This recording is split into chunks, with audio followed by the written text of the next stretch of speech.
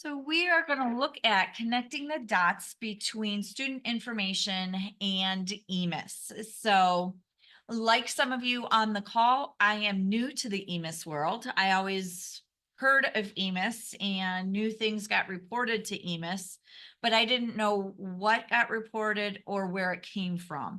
So now working in the EMIS world, I like to see where this information is pulling from.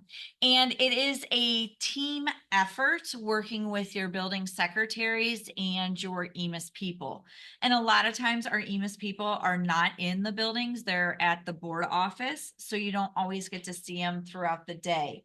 But what I'm gonna do is go through some of the main things that are needed for EMIS reporting and where to go in student information. So if they need to be corrected, they can be corrected, because your EMIS person is going to be looking at things differently than what you see them.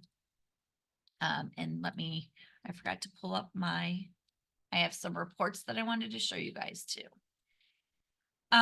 So first off, I don't really have any documents for this session because it's kind of just, it's kind of what we went through at a training that I went through. And I kind of, if you would see my notes, it's all color coded and things like that. But what they gave me directly was the EMIS Crosswalk, which when I looked at it, it made me cross-eyed.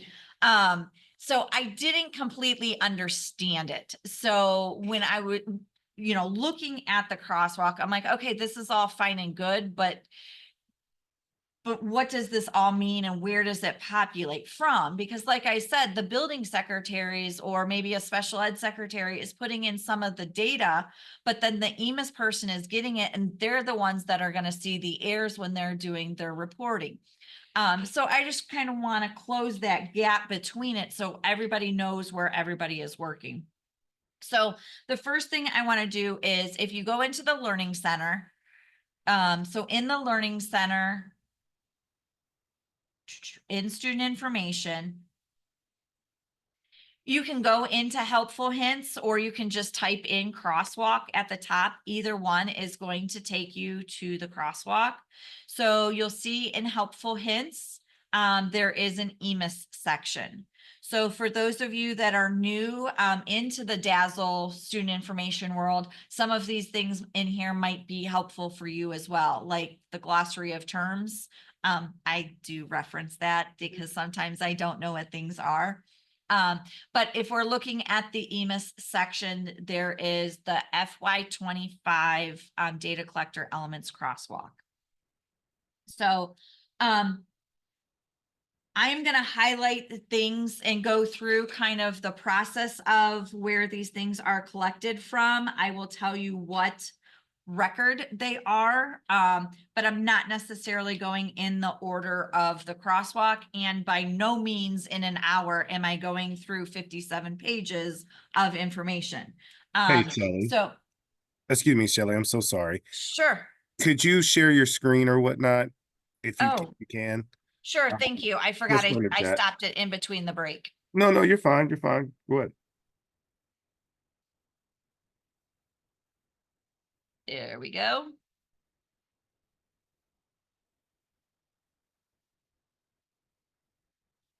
Give me 1 second. Let me get this up.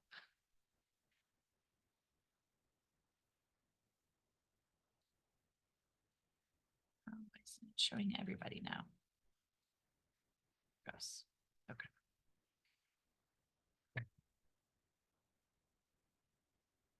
Okay. We're good now. Thank you. Okay. So here is so again, in the Learning Center, here is my crosswalk. Okay. So again, I'm just going to pinpoint some of those things in there that really helped me figure out where information is coming from. So during some of my training and as I've been learning this, Tim is going over things a lot of times, especially with the EMIS Alliance, and they send us these demo spreadsheets. And this is one that we had. And it looks a lot like this. So this is what our EMIS people are looking at when they're running some of these reports. And I look at that and again, this is a demo, so there's not real kids' names in here and so forth. But I was like, I don't understand that. I don't know what this means. I don't get this. And then as Tim was going over stuff, he'd say disadvantagement. And I'm like, oh, wait, that's in the student's profile. And then I try to go find it. But when you're trying to learn these things, sometimes you're learning and listening and can't be clicking. So a lot of these things that are showing up in these reports is what I want to show you where they're coming from in student information, because they're having to filter out these things for yeses and nos. And sometimes, especially like our special ed.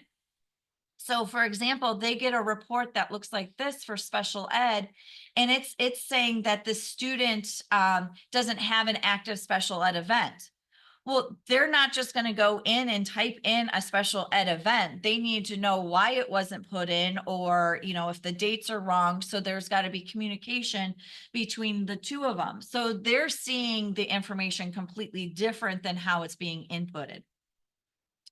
So back to our student information screen. The first thing that we're going to look at is the student profile. So that's the biggest thing of where a majority of these things come from. Actually, I take that back. Before we even go there, we're going to look at the class courses, because class courses are set up for the students, then they're assigned to the students, and then that's where all the information comes from. Teachers have to be certified properly in order to be able to teach the classes, whether they're regular ed classes or if they are special ed classes. So it's important that they're set up properly. And a lot of us at the building level, you're doing the scheduling, you're doing, you know, creating the courses if new courses are needed. So we need to make sure that they're proper for EMIS reporting. So if I look at my courses,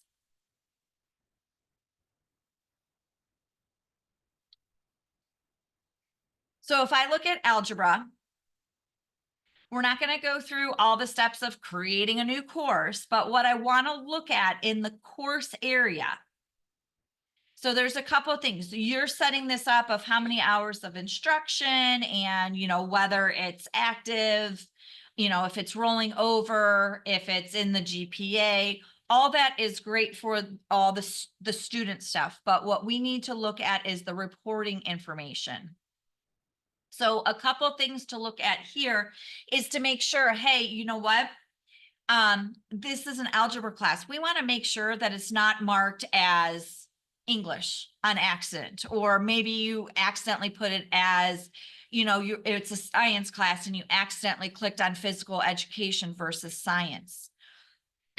So you want to make sure that the subject code and the area of credit is appropriate for that class, as well as the core subject area.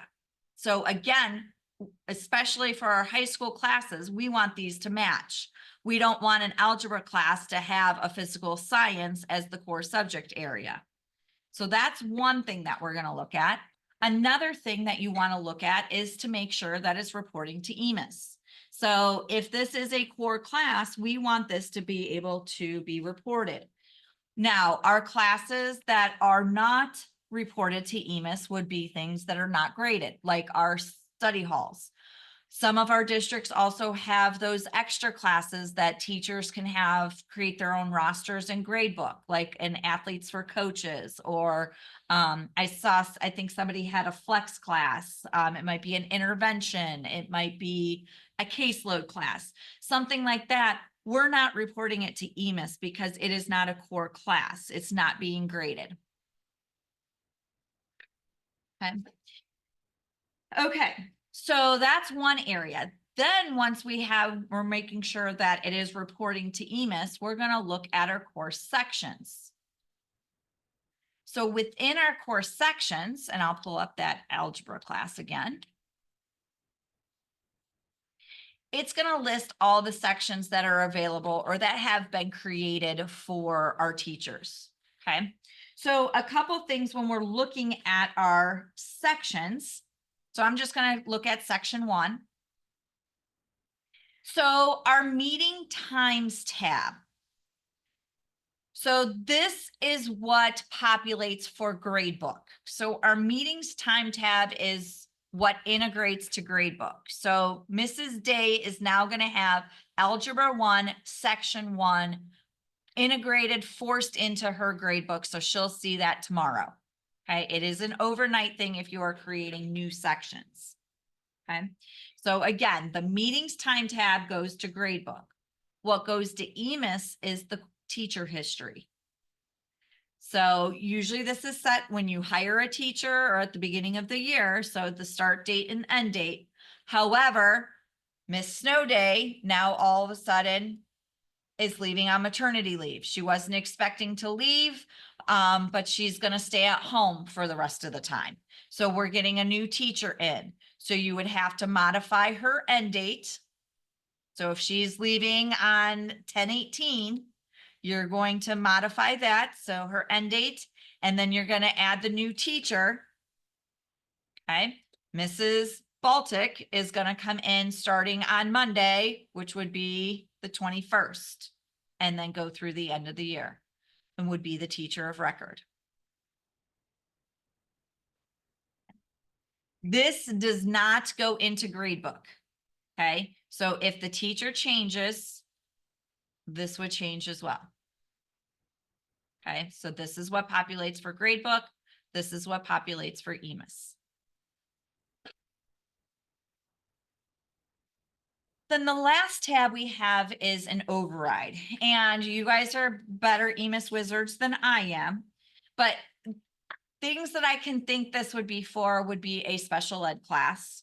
If you are keeping it within the same course code.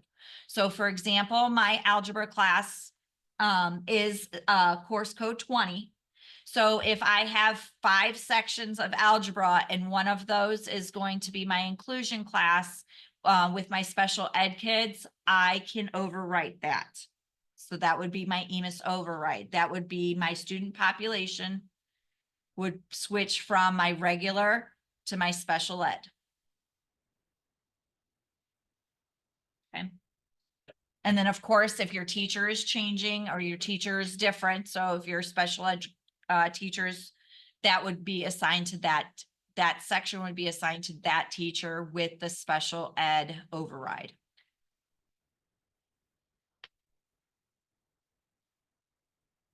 I know some districts, as I look at things, like a 500 would be like algebra, and then a 501 would be algebra for special ed. So some do it differently, like coding it differently. Instead of doing that EMIS override, they just have 2 different section codes. I don't know enough about EMIS to tell you if one's right and one's wrong. I've just seen it both ways. Okay.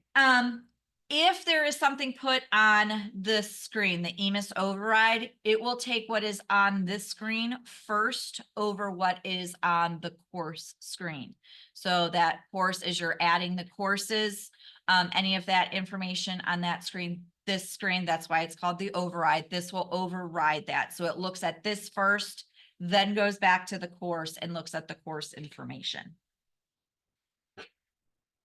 So with that being said, looking at our courses, and I know some of the districts kind of try to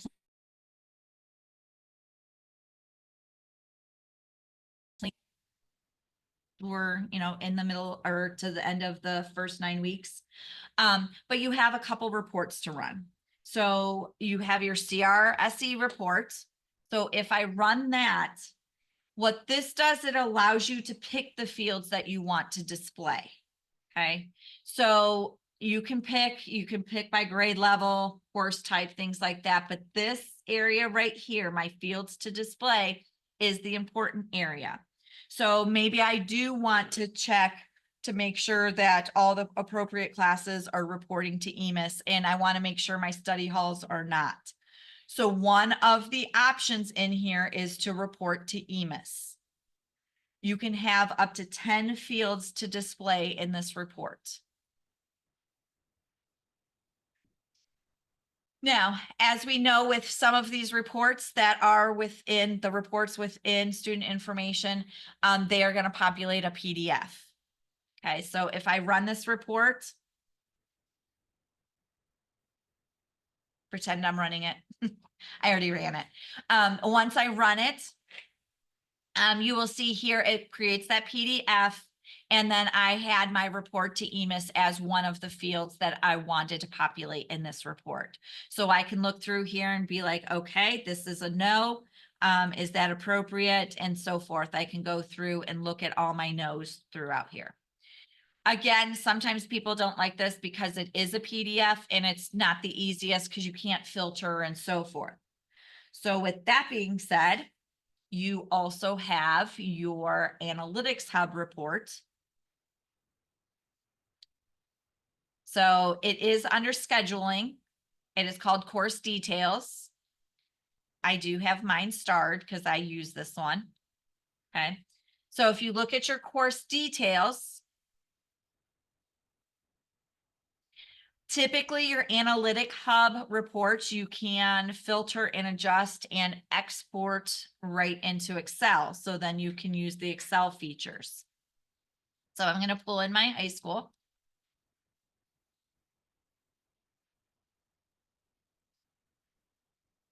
This one's hard to have pre-made before coming here. So if I look at this, this is a very long report, but all the way over to the right, I have my report to EMIS column. Okay. Now you can look at things in here. You can filter a little, I shouldn't say filter. You can, well, actually this one doesn't. Some of the reports allow you to sort. This one does not. But what you can do is you can turn on and off columns. But with this one being so long, you have to count A, B, C, D, E, F, G. And if I don't want G, then I check that and it shuts that off. Instead of trying to do it here in the screen, I'm going to export that to, I can either do it just a CSV or Excel.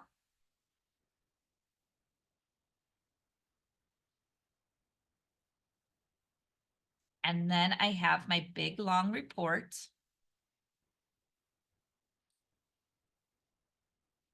That I can now start filtering. So if I wanted to filter out, so if I want to look over here, I can go to my report to EMIS. I'm going to click on that and say filter. And I only want to see the ends. And then if you are a Excel user, you can freeze these. So I'm going to click here and go to view and say freeze. And so now if I move, my course names are going to stay there. And I can see my filter of my no's and see what each of those were. And if one of those need to be checked and reported to EMIS, such as maybe computer 1 and 2 need to be reported to EMIS, then I would go into the courses in SI and change the EMIS to report to EMIS.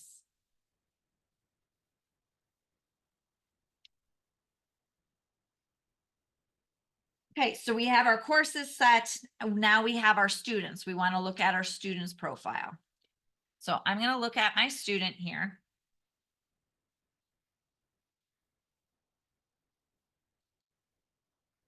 Okay, so I have Terry. So we're going to go through the student profile. And sorry, if you hear my papers, I have a zillion notes. Just because this is still so new to me, I still have to read off my notes. So looking at the student profile.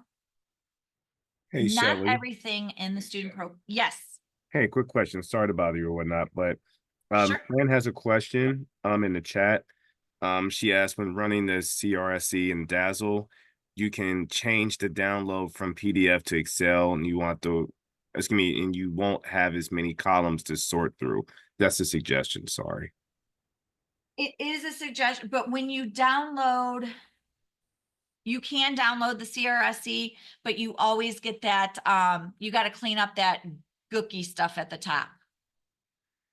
Gotcha. I don't know what it's called. Like the extra stuff you can yes. And actually, let me pull that up so you guys can see it. So you do have the option to export as Excel. And I'm just going to leave those same things that I had up here.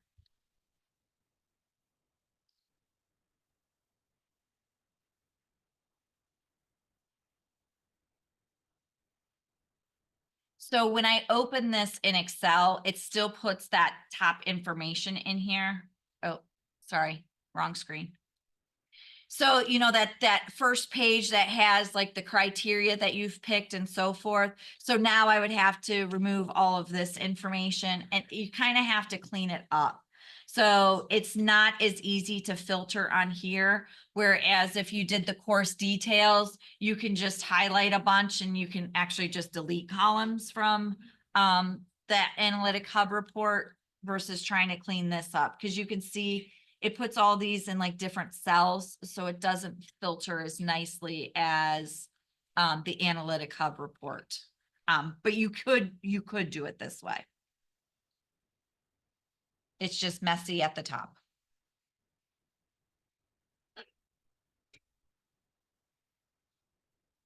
In most of the reports in Dazzle, SIS, whatever you call it, most of them you can export as Excel, but they do look like that and they take a little time to clean up.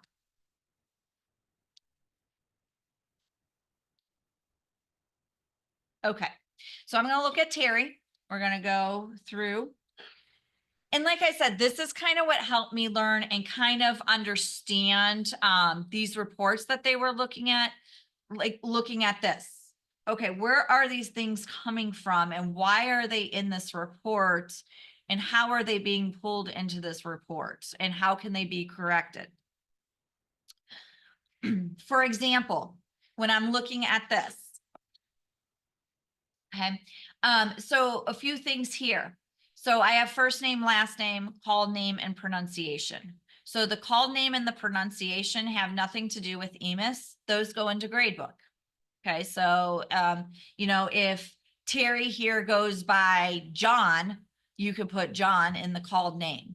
If it's a very weird spelling of a student's name, you can put the pronunciation here, and that goes into the teacher's gradebook. So things from here, from the general tab, you can fill out gender and so forth. But on the private tab, these overwrite what is on the general tab. So for example, the legal name, first or last name, and or birth gender. So these take precedence over the general tab. So we just had an instance the other day, the student's name was correct. Everything was great. The private tab had a name put in the first name and last name, and it was incorrect because that takes precedence over the general tab. If everything is the same, you do not have to fill out anything here. Okay, so you don't have to come in here and put in birth gender if the gender is correct on this screen. So the EMIS will look at the gender here and or from that private tab. Okay, it does not look at the gender identity. Birth date, of course, we want to make sure that is correct. And we don't want it to be September 12th instead of the 21st. It does happen. So just be aware of that, making sure that that is correct. If you're putting in the birth city, put in the birth city. You don't need the state. You don't need the hospital name. It could just be the birth city. I know a lot of this information is now coming in from final forms.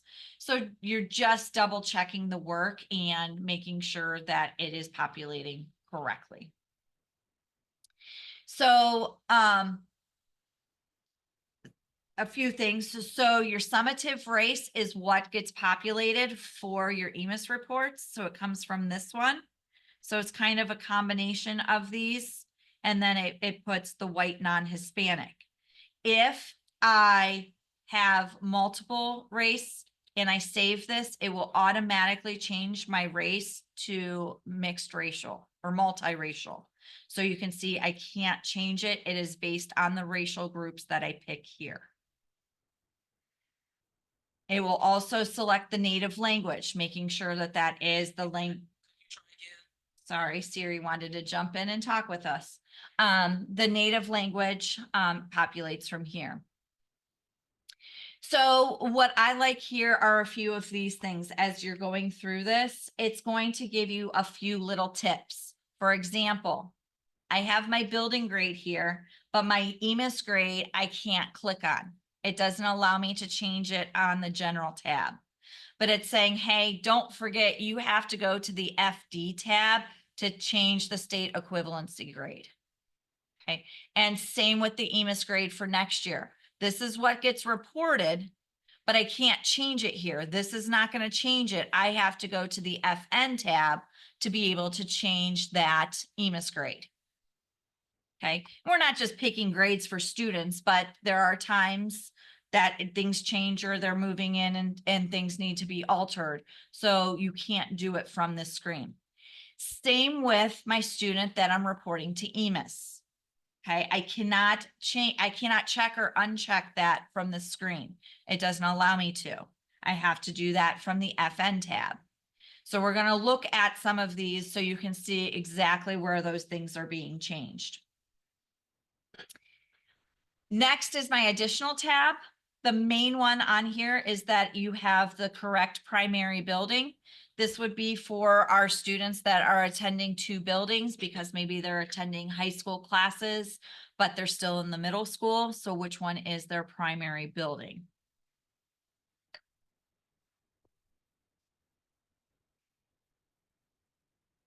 Nothing from the custom gets reported to EMIS. So you don't have to worry about that one at all. And every district looking at this, every district is a little bit different. So what you're seeing on my screen, your district might have something completely different. I know a lot, especially during the COVID years, I know this was added to a majority of the districts, but not everybody has that one or this one. Again, we already talked about the private tab. So let's look at our FS standing. So this would be our FS report. So a few things to look at here. It's going to have the effective start date, which is going to default to the fiscal year if they're rolling over from one year to another. Okay, so your fiscal year always begins on July 1.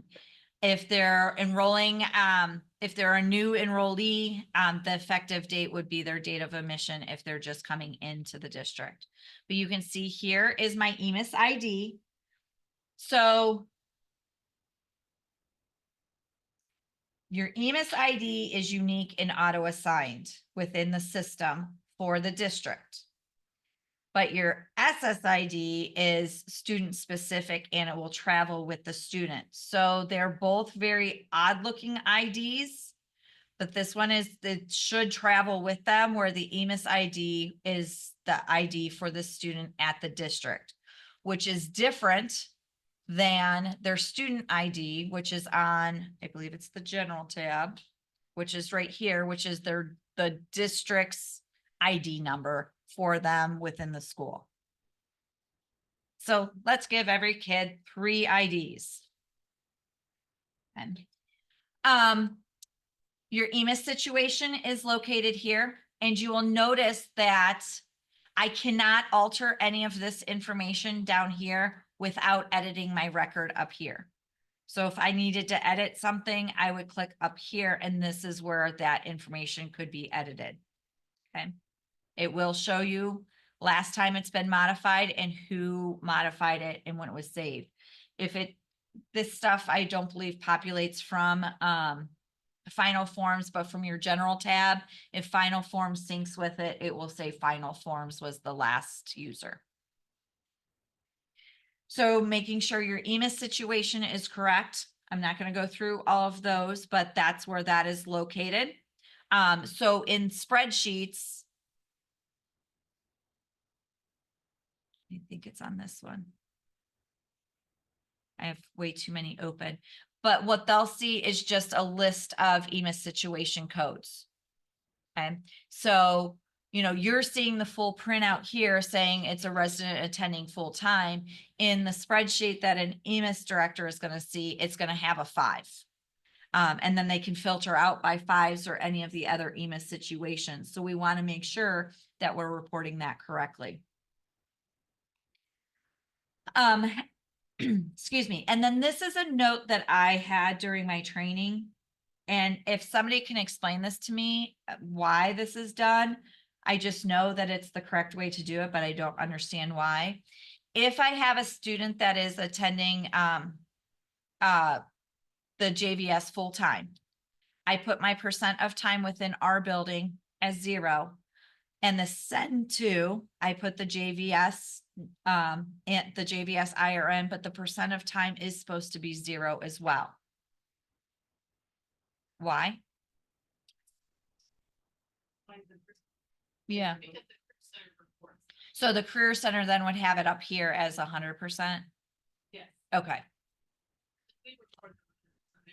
But if you're saying send to the Career Center and having the Career IRN, Yeah. you would think you would say they're going there 100% of the time, but you don't. Okay.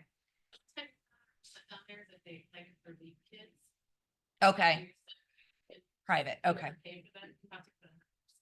So I'm getting some feedback from in the room. So they were answering why you would keep this as 0 for the Career Center, because the Career Center would report them as 100%. But if they're going to something private like LEAP, then you would report the percent of time. Okay, next is still within our FS record, would be our FS attendance. This does update daily. I don't know exactly what time it updates, but it does. The other entity, these would have to be manually entered. So these might be things such as like the Board of DD, anything like that. So you would have to manually put those in, but you'll notice that it has days and the hours in here. If the student does withdraw, you can edit the record and put the withdrawal date here. Okay, but it should populate correctly based on the attendance for that student from that daily attendance. And then a little bit later, when we're talking about calendars, we will look at those calendar exceptions to making sure that the correct amount of hours are calculating for the day. And then remember also now with hours, our lunch time does not count towards their hours absence. Okay. Our FD attributes. So I do want to point out a few of these things do import from same goal if you are using the import export. So the 504 plan will populate, the disability code will populate. Those will be automatically be brought over and updated with that same goal import. So on here, there's a lot of different things. If you are making changes to any of these things throughout the year, you do need to make sure that you are making a new student attribute, which will be dated with the new start date. So if, you know, a student is placed on an IEP with the disability code, that would have a new start date. You would not just modify the current record that is there. So looking through here, if they're withdrawn, you can see here 504 plans or disability conditions. Like I said, if you are importing, those will automatically update our disadvantagement and free and reduced. So again, when I was looking at that for the grad information, here are some of those things, and they're crunched into a big, huge spreadsheet. But here is my disability condition, my disadvantagement, my language, foster placed homeless. So those are all populating from the screen that's populating on that report. So if there's something wrong on the report or it's flagging something, this is where it gets corrected. Okay. Here's something big that I want to talk about, and we see this a lot, and I'm not sure this is necessarily completely a connection between EMIS and student information, but more of making sure the student is functioning properly. So our reporting calendar, you can see that this student here, so Terry, is on the default. If I go back to my general tab and look at my attendance calendar, it should also be default. If these are mismatched, attendance will not be taken for that student. So a lot of times when we're looking at things and, you know, we'll get a ticket that says, well, the student's attendance is not calculating properly. We noticed maybe the student here is on the default, but then in the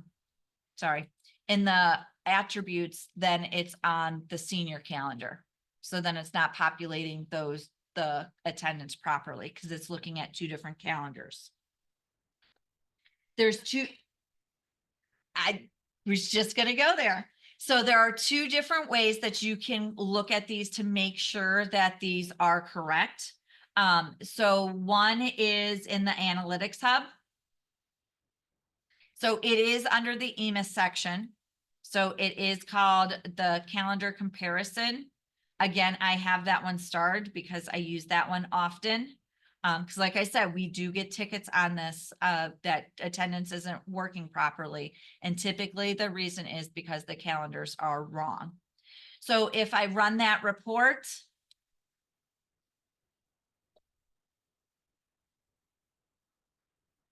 oh, thought I ran it already. Oh, that's right. It's an analytic. I can't save it. Okay, and we're going to put. So if I look at this one, it is going to show me some detailed information. So student's number, first name, last name, the percent of time, their EMIS situation. So this is a good report also to look at their EMIS situation. And then you can see their FD calendar. So he is on default. So that's that FD attributes. And then their admission calendar. Okay, so that's the reporting calendar and the attendance calendar. So you want to make sure that those are the same for all of your students.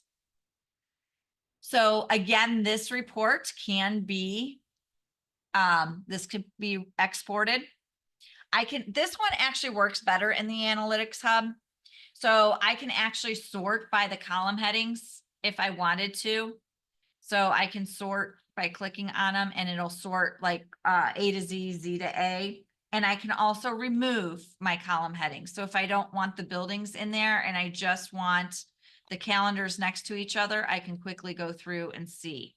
But it's 8 pages worth of information. So it's best to export and then you can use those filters in Excel. So again, this is a more detailed report from the Analytics Hub. You can also go into your easy query.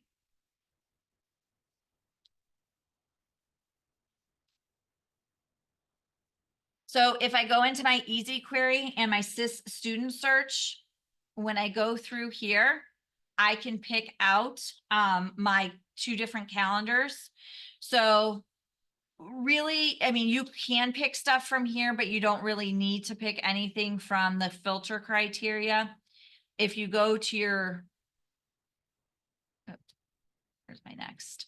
If you go to your selections, then I can pick what I want to populate on this report. So the comparison is great because it shows that percent of time, it shows those details. But if you're just looking for a quick Excel spreadsheet and you just want the students' names, maybe a student number, and then you want each of the calendars. So when I go to my EMIS tab, you'll see just as I'm going through each of these individually, it's doing the same exact thing. So this is the information that I can report from the general tab. This is the information from the additional. and so forth. So we were on our general tab. We want no, I know it's there somewhere. I want my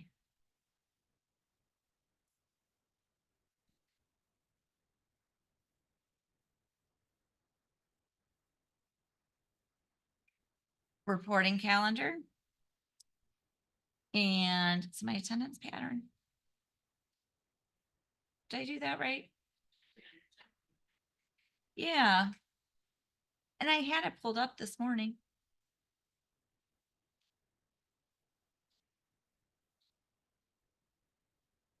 It's not there. But it's not. What are you looking for, Shelley? Yeah. So you can compare both calendars. You can do it from the easy query because I've done it. Am I missing it? I think it's in the FS tab. Standing. Yeah. Thank you.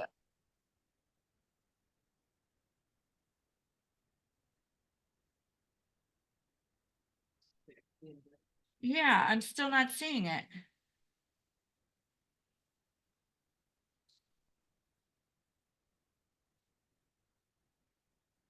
Why this? Huh. Oh, right there. Enrollment. I'm like, I know it's there because I had it pulled up. So, but I did everything on my computer and then I don't have all the files. Okay, so I picked my students' names, first name, last name, student ID, enrollment, their attendance calendar. Okay, which normally is on the general tab in the student profile. Then from EMIS, because this is only the EMIS fields, that's probably why it's not on here. It puts it in the enrollment. So then from the EMIS, we're going to go to our FD attributes and then our reporting calendar. So the first one is our attendance calendar. This one's our reporting calendar. And then I can run it. So, and then I can pick CSV, download it. Might help if I hit finish. And then it's a Excel spreadsheet that I can filter out. So nice and simple. I see them next to each other. I can easily compare those as I go through here. So non-attending looks good. And everything in the demo should be good, but you guys should see the same thing. Everything should match up. Okay. And again, if you're an Excel user, you can add conditional formatting, things like that. But it's easier to use in Excel versus just in the analytic hub screen. So you'll either want to export it from there or use your easy query.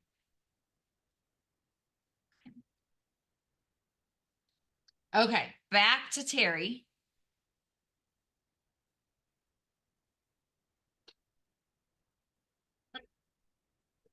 So if we look at our FD attributes, he lives on Stake Avenue. They're laughing at teriyaki. Yes. Okay. So we already did. We want our FN attributes. Sorry. So this is where some of your information from the general tab can be changed. Okay. So you can see now I have my EMIS grade year next year. So that is listed here. So you want to make sure that that is correct. If that needs to be changed, remember it cannot be changed here on the general tab. Okay. Another thing that I see, make sure that your incoming freshmen have the fiscal year begin year. If this is blank, things don't work. So we want to make sure that that is filled in. That could be bulk assigned. So if you have not done that yet, make sure you do that for your incoming freshmen. So other things that you will see on here, the dyslexia screener results. So those are posted on here with 24.1 when it comes out, and they delayed it again. So we still don't know when that is coming out, but this is going to be removed. So you will not see this. Because that is no longer reported. But you will see the promotion status. So if it is a student that has taken the 3rd grade reading and they have met the promotional status, it will say, yes, the student has met the 3rd grade. It doesn't say reading guarantee. I think it says has met the promotional status. But that is here. This will automatically populate based on when those assessment scores are imported. Okay. And then here is my report to EMIS box. So even though it shows on the general tab, I cannot modify it on the general tab. I have to come in here to be able to report to EMIS or not to report to EMIS. I'm going to assume very rarely you have students that you are not reporting to EMIS. You want to make sure that they're checked, but it can accidentally, when you're trying to click on something, you might accidentally click on it and remove it.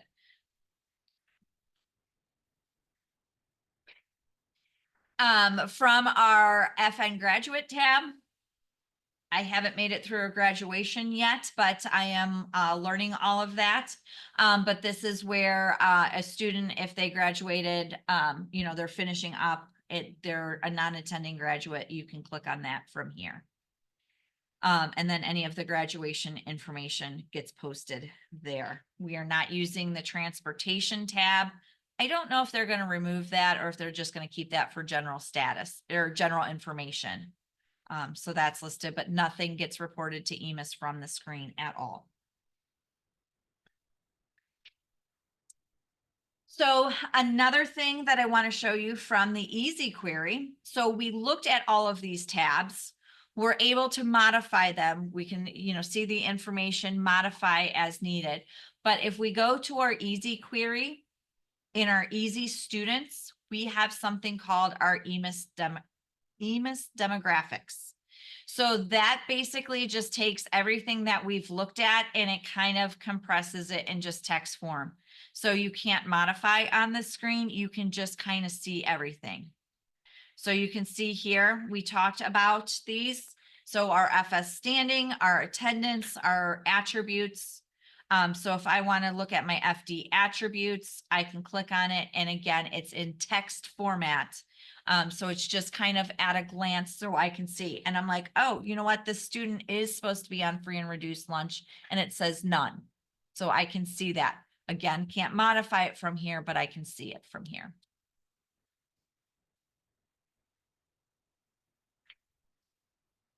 Okay, some other areas that you can look at that is easily corrected.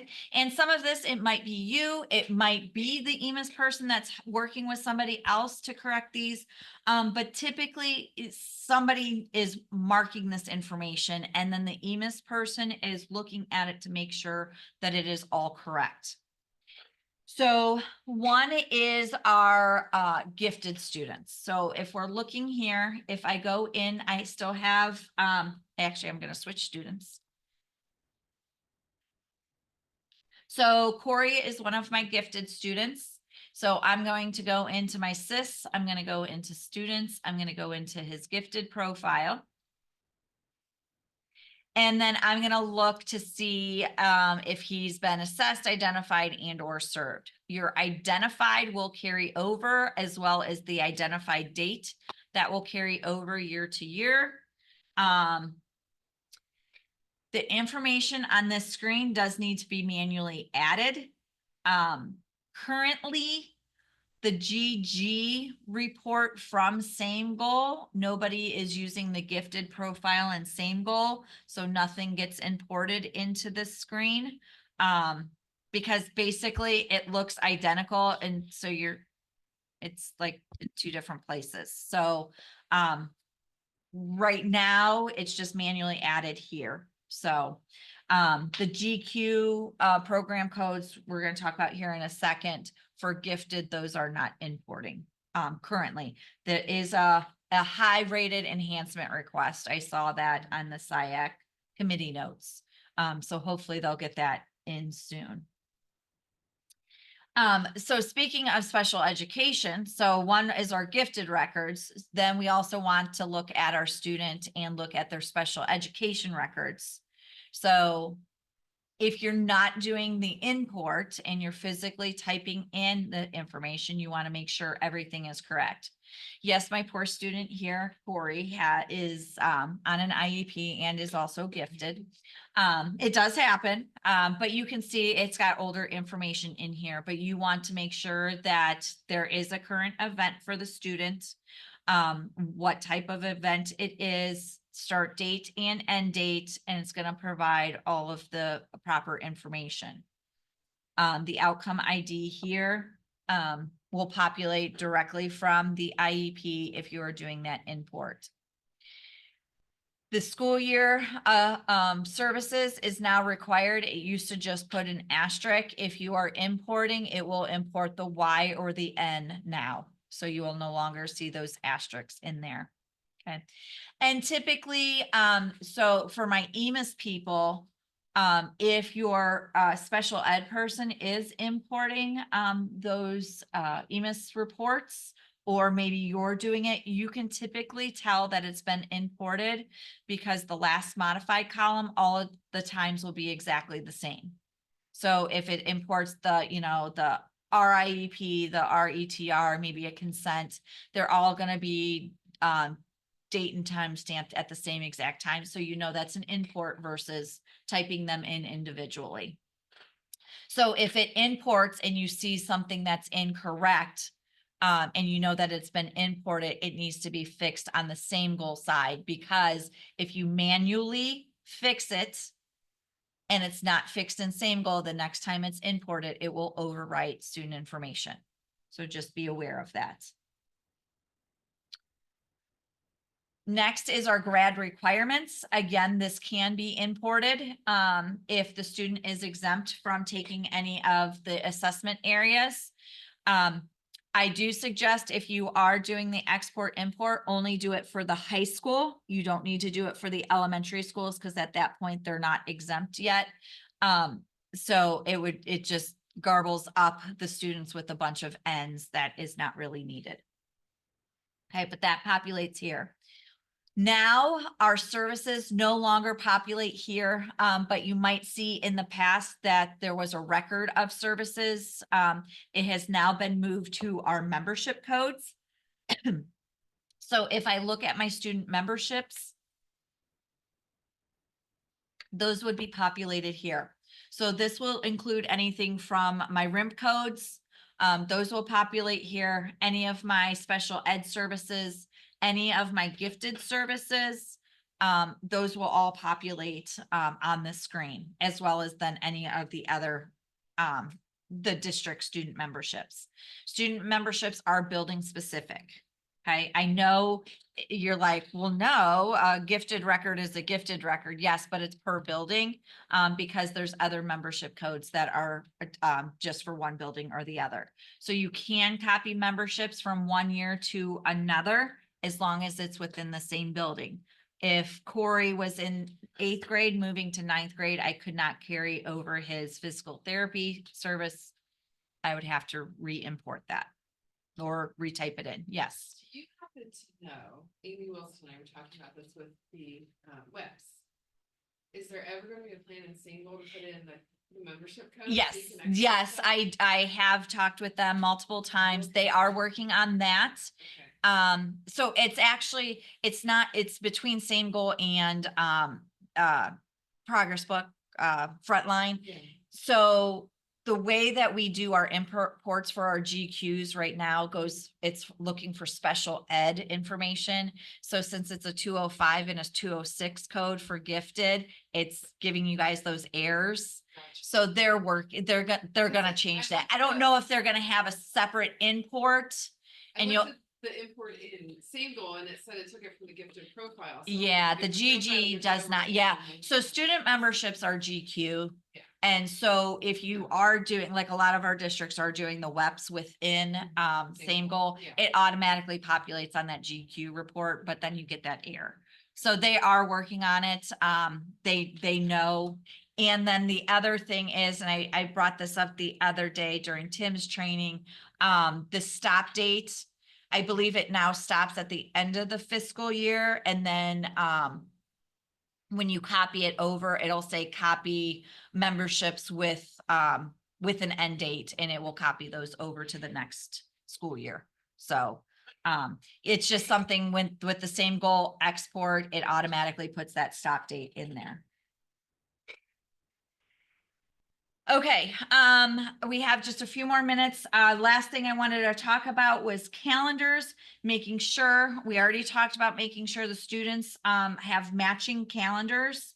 So make sure their attendance calendar and their reporting calendar is the same. And then also make sure that the calendars are correct. So when you're looking at calendars, so say for instance, I'm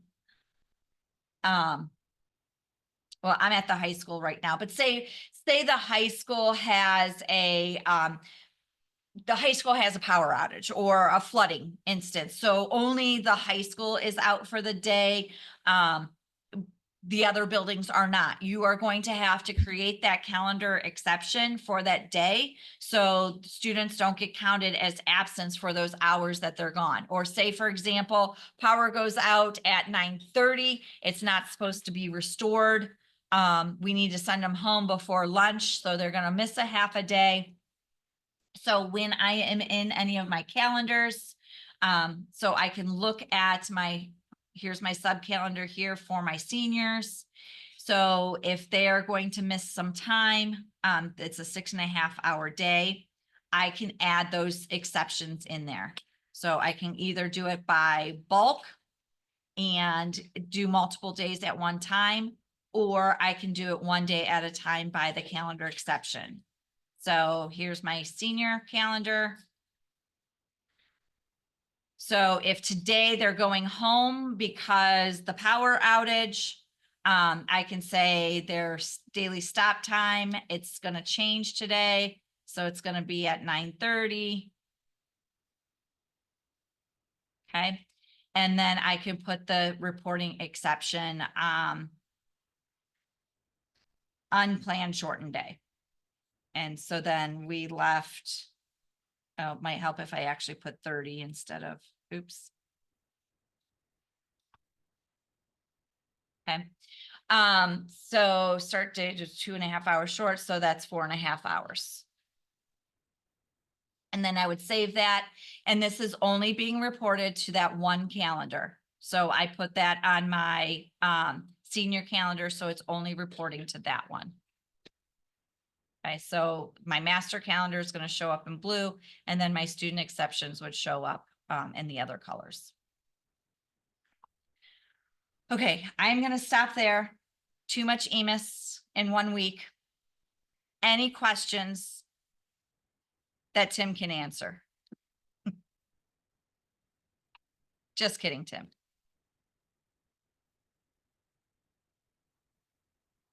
Well, hopefully those of you that are newer, you got something out of this and you understand how important what you are entering into the system affects what EMIS is doing, since they're looking at things a little bit differently. And those of you that are EMIS, and a lot of you have been EMIS for multiple years, but hopefully you know where all that information is pulling from when you guys are doing those verification reports and things like that. Okay, if there are no questions, I will stick around for just a short time, but if there are no questions, have a good weekend. I think it's supposed to be nice, so enjoy the sunshine while we still have it.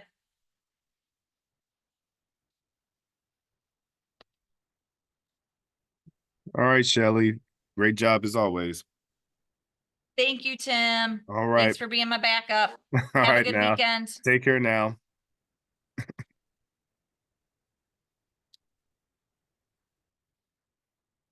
Stop.